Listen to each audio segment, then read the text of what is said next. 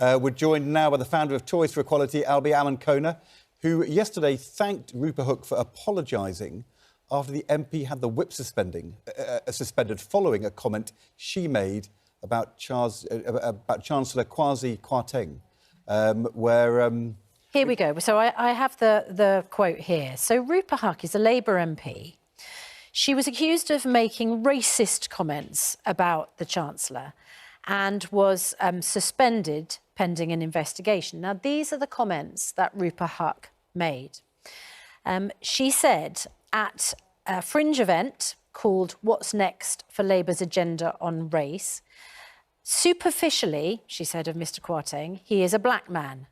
He went to Eton, I think. He went to a very expensive prep school all the way through, the top schools in the country. If you hear him on the Today programme, you wouldn't know he is black.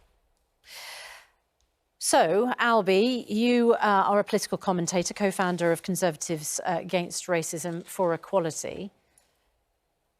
What offended you about what Rupa Huq said? I know that you're grateful that she's apologised, but what issue does it get to the heart of, these comments? I think, Susanna, as someone who has had comments like that directed at them their entire lives, being called a coconut or a bounty or other things which are far too offensive to say this early in the morning, it just brings up all of those painful memories. And I think that ultimately, if you are one of those people who feels that all black people should be talking street or with African or Caribbean accents, and there's nothing wrong with those accents at all, then you're part of the problem. If you feel that we would sound out of place on the Today Show or on Good Morning Britain or in the top jobs of the country, then you're part of the problem. And I just find it really surprising that a Labour MP who herself was part of the Black Lives Matter protests, took the knee, would make comments like this about a Conservative black Chancellor. And have people said comments like that about you, to you? Of course they have, Susanna. My entire life people say that. On Twitter, people say it all the time. And so what sort of thing? Because, you know, what is it that people... What assumption are people making about you? I think people are just making the assumption that if you are black, you don't have certain political views, or if you are black, you somehow are not able to get to the top positions in this country, whether or not that is in the media, whether or not that's politics, whether or not that's in finance, or in the law, and that really needs to change. And I think what the left needs to get used to is that there are going to be black senior Conservatives in the government for some time to come.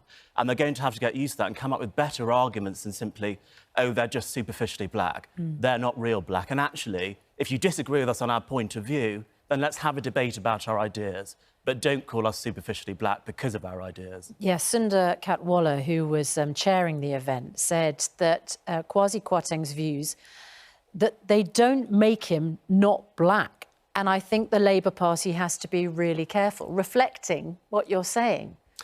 Absolutely. This idea that if you are black, you can't be Conservative. I mean, that's the other element of the implication in what those comments suggest. Of course, and I know Sundar well. In fact, we're doing an event with Sundar and the Black Equity Organisation at Conservative Party conference next week. But this idea that you cannot be black and Conservative or even Asian and Conservative is false. I mean, if we look at what happened over the last general election since 2015, about 20 to 25% of ethnic minority Britons vote for the Conservative Party. Now, would anyone say that 20 to 25% of ethnic minority Britons aren't really ethnic minorities? This is just ridiculous. Are the people in Cabinet not really ethnic minorities? People like Suella Braverman, people like Kwasi Kwarteng, people like Kemi Badenoch, James Cleverly. You know, this is one of the most diverse, if not the most diverse cabinets in history. And are people on the left seriously saying that these people are not real, authentic ethnic minorities? Do you think apologies are enough? I mean, when Naz Shah, the Labour MP, made some unacceptable comments, she went on a programme of education. She went through a process. Is saying sorry enough for Rupa Huq, or does she have to do more than that?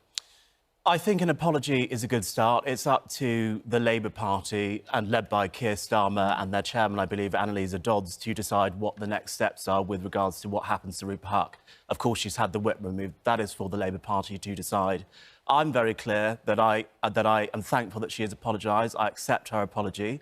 I think those who show contrition should have forgiveness. Yeah. But ultimately, people should not be making comments like that in the first place. Well, but it's the assumptions wrapped up in it. Superficially, he's a black man. Superficially, as you say, that goes to the heart of the things that you've been told. He went to Eton. He went to a very expensive prep school. That assumption that if you're black, you wouldn't have that sort of education.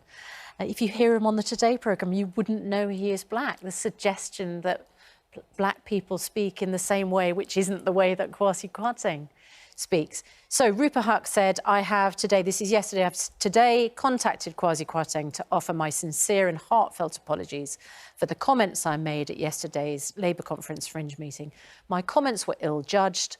I wholeheartedly apologise to anyone affected. And that's an apology that you say you accept. Yes, I accept that apology. Yeah. All right, Albie, thank you so much. Albie Amankona. Good to talk to you this morning.